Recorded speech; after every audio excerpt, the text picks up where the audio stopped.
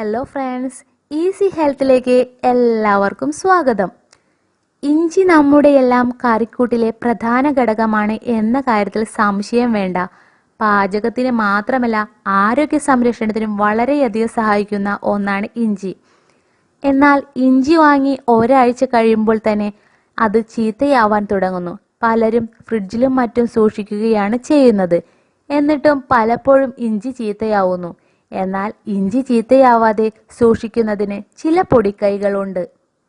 ഇനി ഇഞ്ചി വാങ്ങുമ്പോൾ നേർത്ത തൊലിയുള്ള ഉറപ്പുള്ള ഇഞ്ചി നോക്കി വാങ്ങാൻ ശ്രദ്ധിക്കുക. ഒരിക്കലും കനം കുറഞ്ഞ ഇഞ്ചി വാങ്ങരുത്. ഇത് ഇഞ്ചി വേഗം ചീത്തയായി അഴുകുന്നതിന് കാരണമാകുന്നു. ഇഞ്ചി ഫ്രിഡ്ജിലാണ് സൂക്ഷിക്കുന്നതെങ്കിലും അല്പം ശ്രദ്ധിക്കാം. കാരണം വായു കടക്കാത്ത രീതിയിൽ വേണം സൂക്ഷിക്കാൻ. അതിനായി ഒരു പേപ്പർ കവറോ തുണിയോ ഉപയോഗിച്ച് വേണം പൊതിഞ്ഞ് സൂക്ഷിക്കാൻ. ഇത് ഇഞ്ചി ദീർഘകാലം കേടാകാതിരിക്കാൻ സഹായിക്കുന്നു. മാത്രമല്ല, ഇഞ്ചിയിലെ ഈർപ്പം അതുപോലെ തന്നെ നിലനിൽക്കുകയും ചെയ്യുന്നു. ഇത് ഇഞ്ചി കേടാകാതിരിക്കുന്നതിന് സഹായിക്കുന്നു.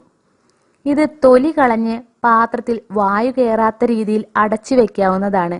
ഫ്രിഡ്ജിൽ സൂക്ഷിക്കുന്നത് എന്തുകൊണ്ടും ഉത്തമം. ഇഞ്ചി മുഴുവനായി പ്ലാസ്റ്റിക് ബാഗിൽ സൂക്ഷിക്കുന്നതാണ് എന്തുകൊണ്ടും നല്ലത്. ഇഞ്ചി നാരങ്ങ നീരിൽ മുക്കി സൂക്ഷിക്കുന്നതും കേടുകൂടാതിരിക്കുന്നതിന് സഹായിക്കുന്നു. എന്നാൽ ഉപയോഗിക്കുന്നതിന് മുൻപ് നല്ലതുപോലെ കഴുകണം എന്നതാണ് ശ്രദ്ധിക്കേണ്ടത്. നാരങ്ങ നീരിൽ മുക്കി അങ്ങനെ തന്നെ ഫ്രിഡ്ജിൽ സൂക്ഷിക്കാവുന്നതാണ്.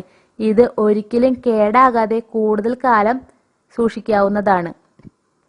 വിനാഗിരി മുക്കി ഇഞ്ചി എടുത്ത് അത് ഫ്രിഡ്ജിൽ സൂക്ഷിക്കണം. ഇത് ഇഞ്ചിയുടെ കേട് മാറ്റി നല്ല ഫ്രഷ്നെസ് നിലനിർത്തുന്നു.